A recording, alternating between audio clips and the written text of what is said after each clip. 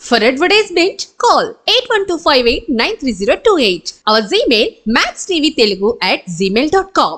Hi hello నమస్తే welcome to max TV. నేను మీ షావ్స్. ఈ రోజు మనతో పాటు ఉన్నారు ఆయుర్వేద నిపుణులు డాక్టర్ బాలకిషన్ గారు. మరి సార్ తో మాట్లాడి మరికొన్ని విషయాలు తెలుసుకుందాం. నమస్తే సార్. నమస్కారం. ఎలా ఉన్నారు సార్? ఫైన్ సార్, మనం ఈ మధ్య చూస్తున్నాము నరాలకు సంబంధించే సమస్యలు చాలా వస్తున్నాయి. అసలు ఈ నరాలకు సంబంధించిన సమస్యలు ఎందుకు వస్తున్నాయి, అందులో ఎన్ని రకాలు, అవేంటో మాకు కొంచెం ఈరోజు తెలియజేయండి సార్. ప్రతి మనిషికి నరాలు వెయిన్స్ అనేటివి ఉంటాయి. సర్క్యులేషన్ ఆఫ్ వెయిన్స్ సిస్టమ్ ఉంటుంది. వెయిన్ సిస్టమ్, నర్వస్ సిస్టమ్ అని చెప్తాను దాన్ని. బ్రెయిన్ నుంచి కాలి బొటనేల వరకు నరాలన్నీ ప్రసరించి ఉంటాయి. ఈ నాళాల ద్వారా, వీటిని రక్తనాళాలు అని చెప్పి అంటాము. వీటి ద్వారా రక్తం ప్రసరిస్తూ ఉంటుంది. Circulation of blood. ఓకేనా. బ్రెయిన్ నుంచి అప్ టు కాలు బొటన వేలు వరకు ఈ వెయిన్స్, రక్తనాళాలు కలిగి ఉంటాయి. శరీర ప్రతి భాగంలో, తల నుంచి కాలు వేలు వరకు ప్రతి ఏరియాలో రక్త ప్రసరణ జరుగుతూ ఉంటుంది. రక్త ప్రసరణ జరగకపోతే, when it is stop the flow తగ్గిపోతే, సర్క్యులేషన్ డ్రాప్ అవుట్ అయితే అక్కడ ఆ అవయవం చచ్చుబడిపోయే అవకాశం ఉంటుంది. ఏదైనా గాయం అయితే కూడా రక్తం రానట్లయితే అక్కడి వరకు యాంప్టస్ తీసి మురిగిపోతుంది ఏరియా మొత్తం. కాబట్టి రక్త ప్రసరణ తప్పకుండా సవ్యంగా జరుగుతూ ఉండాలి. Blood circulation will be attend in everywhere in the body. శరీరంలో అన్ని పార్ట్స్లో రక్త ప్రసరణ జరుగుతూ ఉండాలి, జరగాలి. అలా అయితేనే మనకి శరీరం కరెక్ట్గా ఉంటుంది. ఎముకలు, కండరాలు ఇవన్నీ ఉంటాయి. ఎగ్జాంపుల్ చెప్పాలి అంటే, ఈ మనం ఏదో క్లాత్ తీసుకెళ్తే షర్ట్ లాగా, ప్యాంట్ లాగా కుట్టిస్తారు కదా టైలర్స్. అలా ఎలాగైతే ఒక బట్టలు నిలబడతాయి, సిస్టమ్ ఆఫ్ షేప్స్ ఉంటాయో, అలాగే మనిషి నిలబడడానికి ఈ నర్వస్ చాలా అవసరం. ఈ కండరాలు, బోన్స్ ఇవన్నీ స్టిఫ్ అయి నిలబడడానికి సపోర్ట్గా ఈ వెయిన్స్ పనిచేస్తూ ఉంటాయి. ఎలాగైతే మనం దారంతో బట్టలు కుట్టి ఒక షేప్కి తీసుకొస్తారో, అలాగే ఇక్కడ శరీరం నిలబడడానికి, అన్ని రకాల పనిచేయడానికి, ప్రొటెస్ట్ బ్యాక్ సపోర్ట్గా టోటల్గా నరాలు మాత్రమే ఉత్తేజాన్ని కలిగిస్తాయి. నరాలు ఫంక్షుయేషన్స్ కరెక్ట్గా ఉంటాయి. అవి ఫంక్షన్ సరిగ్గా ఉన్నంతకాలం మనిషి జీవనయానం సాగించగలుగుతాడు. Otherwise there is no life at all అని చెప్పొచ్చు. ఎస్. అయితే ఈ నరాల జబ్బులు చాలా రకాలు ఉన్నాయి. సింపుల్గా మనం కింద కూర్చుంటాం, ఒక్కోసారి ఇలా మెలిగి వేసి ఇలా కింద కూర్చుంటాం. కాసేపట్లో ఈ భాగం తిమ్మిరి వచ్చేస్తుంది. లేదా ఒక పక్కకు పడుకొని ఉంటాం, ఒక గంటన్నరకి ఈ పక్క తిమ్మిరి వచ్చేస్తుంది. అలా ఎప్పుడో కొద్దిసేపు వచ్చి తగ్గిపోతే పర్లేదు. కొన్నిసార్లు ఏమవుతుందంటే, ఇలా పడుకుంటే తల మొద్దుబారిపోయినట్టు అవ్వడం, బరువుగా ఉండడం, ఇలాంటి మాటికి సంభవిస్తుంటే తప్పనిసరిగా అనుమానించాల్సిన అవసరం ఉంటుంది. అలా అందుకని చాలా రకాలు ఉంటాయి. సింపుల్ జనరల్ నర్వ్ వీక్నెస్ అంటే ఎప్పుడో ఒకసారి కాసేపు తిమ్మిరి వచ్చి తగ్గిపోవడం, ఇక కాసేపు మొద్దు బారిపోయి తగ్గిపోవడం సంభవిస్తుంది. అలా కాక కంటిన్యూగా ఉన్నట్లయితే కళ్ళు ఇలా ఉంటాయి, రెప్ప వేయడం మర్చిపోతాం, రెప్ప వేయలేకపోతాం కొన్నిసార్లు. This is also nervous differentiation. Optic nerve కరెక్ట్గా పనిచేయనప్పుడు కంటి రెప్ప వాలడం కానీ, కంటి ఐ ఫంక్షన్ సరిగ్గా జరగవు.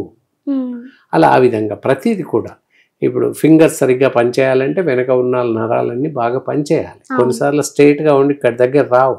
అంటే నర్వస్ కెనాట్ ఫంక్చుయేటెడ్ ప్రాపర్లీ అని చెప్పాలి. అంటే నరాలు కరెక్ట్గా ప్రాపర్గా పనిచేయట్లేదు అని అర్థం. అడుగు తీసి అడుగు వేయలేకపోతున్నాం అంటే నరాలు సరిగ్గా పనిచేయట్లేదు, అందుకే కాలు కదపలేకపోతున్నాము అని అర్థం. ఈచ్ అండ్ ఎవ్రీ ఫంక్షన్కి నరాలు కరెక్ట్గా పనిచేయాలి. సింపుల్, నరాలు 3 అక్షరాలే, నర్వస్ 3 అక్షరాలే అయినప్పటికీ వాటి యొక్క ప్రాముఖ్యత ఎంతో ఉంది. అవును సార్. మరి మనకి నరాల సమస్య వచ్చిందని మనకి ఏమైనా సిమ్టమ్స్ తెలుస్తాయా సార్ ముందుగానే? తెలుసు. అది ఇందాక చెప్తున్నాను. ఏంటంటే సింపుల్గా కాసేపు తిమ్మిరి వచ్చి తగ్గిపోవడం, కాసేపు ఇది అవ్వడంలో సమస్య లేదు, సింపుల్ థింగ్. అలా కాక ప్రతిరోజు గంటలు తిమ్మిరి రావడం, లేదా తల భారంగా ఉండడం, మొద్దుబారిపోయినట్టు అవ్వడం, ఇలాంటివి సంభవిస్తే తప్పనిసరిగా నరాలకు సంబంధించినటువంటి జబ్బు ఏదో ఒకటి ఉంది అని అనుమానించాల్సిన అవసరం ఉంటుంది. అలాంటి సమయంలో తప్పకుండా మాలాంటి ఆయుర్వేద వైద్య నిపుణులు సంప్రదించినట్లయితే వీ కెన్ ఫైండ్ అవుట్ అసలు ఏంటి అనేది చూస్తాం, వాట్ ఈస్ వాట్ అనేది చూస్తాం. ఏంటి, సింపుల్గా వెళ్ళిపోతుందా, ఇంకా ఏదైనా ప్రాబ్లమ్స్ ఉన్నాయా అని చెప్పి నాడీ పరీక్ష చేసి, హార్ట్ కండిషన్ చూసి, పల్స్ రేట్ చూసి, ఆ కండిషన్స్ని బట్టి నార్మల్గా వచ్చినటువంటి జబ్బా, ఇంకా ఏదైనా ప్రాబ్లం ఉందా, లేదా బ్రెయిన్కి ఏమైనా ప్రాబ్లం ఉందా అని చూస్తాం. ఎందుకంటే ఈ నరాలలో బ్లడ్ సర్క్యులేషన్ డ్రాప్ అవుట్ అయితే, ఇందాక చెప్పుకున్నాం పైలో, రక్తనాళాలలో కొవ్వు పేరుకుపోయినట్లయితే న్యారోయింగ్ ఆఫ్ వెయిన్స్ అంటారు. అంటే రక్తనాళాలు వెడల్పు తగ్గిపోతే రక్త ప్రసరణలో అంతరాయం ఏర్పడుతుంది. దాన్నే ఆథ్రోస్క్లెరోసిస్ అంటాం. కొవ్వు కంతులు అడ్డుపడడం, వీటి వల్ల బ్రెయిన్లో లేదా రక్తం చిట్లిపోవడం, బ్లీడ్ అవుతుంది. Haemorrhage blood in the brain అని చెప్పేసి అంటాం. అంటే బ్లడ్ హ్యామరేజ్ అంటే వెయిన్ కట్ అయ్యి రక్తం గడ్డగట్టకపోతుంది లోపల బ్రెయిన్లో, అట్లా జరగవచ్చు. లేదా రక్త ఫ్లోలో బ్లడ్ సర్క్యులేషన్లో డ్రాప్ అవుట్, సరిగ్గా సర్క్యులేషన్ జరగకపోవచ్చు. అలా సంభవించినట్లయితే బ్రెయిన్లో బ్రెయిన్ స్ట్రోక్ అంటాం దాన్ని. బ్రెయిన్ స్ట్రోక్ రావడం వల్ల ఏం జరుగుతుంది, కాళ్ళు చేతులు పనిచేయడం తగ్గిపోతాయి, పనిచేయవు. దాన్నే పెరాలిసిస్ అని చెప్పేసి అంటుంటాం. లెఫ్ట్ వెంట్రికల్లో ఒకవేళ క్లాట్స్ ఏర్పడినట్లయితే వెంట్రికల్స్ అంటాం. Left right ventricles in brain అని చెప్తాం. లెఫ్ట్ వెంట్రికల్లో క్లాట్స్ ఏర్పడినా, బ్లడ్ హ్యామరేజ్ ఏర్పడినా, రైట్ సైడ్ కుడివైపు ఉన్న అవయవాలు మొత్తం పనిచేయకుండా పోతాయి, చెయ్యి నుంచి కాళ్ళ వరకు. ఎస్, ఆ రైట్ సైడ్ బ్లడ్ హ్యామరేజ్ కానీ క్లాట్స్ ఏర్పడ్డట్టయితే లెఫ్ట్ సైడ్ పనిచేయకుండా పోతుంది. ఇనిషియల్ స్టేజ్లో కొన్నిసార్లు వణుకు ఏర్పడుతుంది, పెదాలలో మాట్లాడుతుంటే తత్తరపాటు కనిపిస్తుంది, లేదా చేయిలు ఊరికే షివరింగ్ ఇలా వణికిపోతుంటాయి. ఇవన్నీ సిమ్టమ్స్ అనమాట. ఫిజికల్గా మామూలుగా వేరు, ఇలా వణికిపోవడం, లేదా ఇలా పట్టుకుంటే పట్టు రాదు, ఈవెన్ స్పూన్ పెన్ కూడా పట్టుకోలేని పరిస్థితి ఏర్పడుతుంది కొన్నిసార్లు. అలాంటి లక్షణం ఫిజికల్గా కనిపిస్తే తప్పకుండా డాక్టర్స్ని కలవాల్సిన అవసరం ఉంది. నరాల సమస్య వచ్చినట్లయితే ఆయుర్వేదంలో ఎటువంటి ట్రీట్మెంట్ ఉంటుంది సార్ మనకి?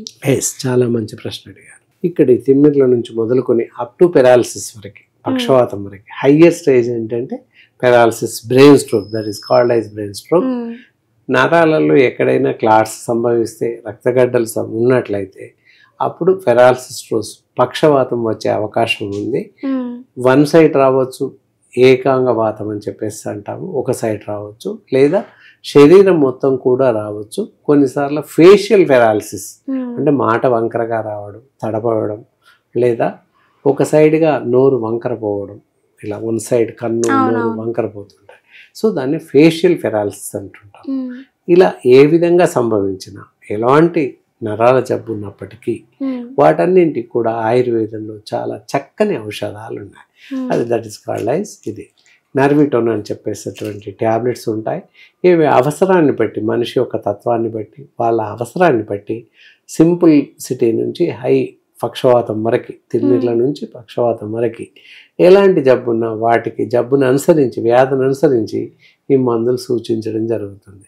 ఒక్కోసారి ఒక మాత్ర, ఒక్కోసారి 2-3 మాత్రలు అలా ఇవ్వడం జరుగుతుంది ఒక్కొక్క పూటకి. ఆ విధంగా దీంతో పాటు ఆయిల్ అప్లికేషన్స్ ఉంటాయి, నర్విటోన్ ఆయిల్స్ లేదా ఆర్థోఫెన్ ఆయిల్స్, ఇవన్నీ ఎక్స్టర్నల్ అప్లికేషన్ చేస్తూ ఉంటాం. ఇవి కలిపి మల్టిపుల్ డ్రగ్స్ ఇస్తూ ఉంటే తప్పకుండా ఎంతటి నరాల జబ్బు అయినా, నరాల వీక్నెస్ అయినా తప్పకుండా తగ్గిపోతుంది.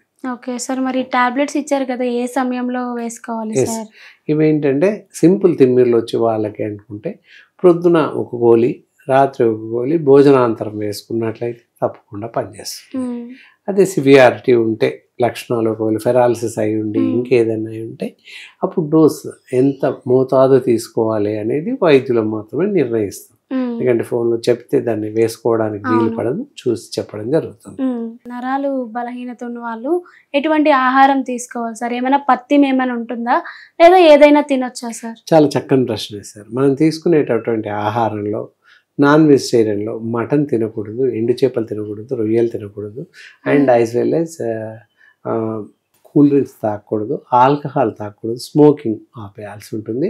కూరగాయలలో వచ్చేసి దొండకాయ అని తెలుసు, వెజిటేబుల్స్, దోస రకానికి చెందిన దొండకాయ అని ఒక కర్రీ ఉంటుంది. దొండకాయలు తినకూడదు ముఖ్యంగా. అవి తప్ప మిగతా అన్ని రకాల కూరగాయలు తినొచ్చు, ఎగ్ తినొచ్చు, చికెన్ తినొచ్చు, ఫిష్ తినొచ్చు, కంపల్సరీ ఫిష్ తినాలి కూడా. అలా చేసినట్లయితే ఈ నరాలకు సంబంధించినటువంటి జబ్బు రాదు. వచ్చిన వాళ్ళకి చాలా జాగ్రత్తగా ఉపయుక్తంగా ఉంటుంది. అది కాకుండా జంక్ ఫుడ్స్ కానీ కూల్ డ్రింక్స్ కానీ పూర్తిగా మానేయడం ఎంతైనా అవసరం. చాలా బాగా ఎక్స్ప్లెయిన్ చేశారు sir. Thank you so much.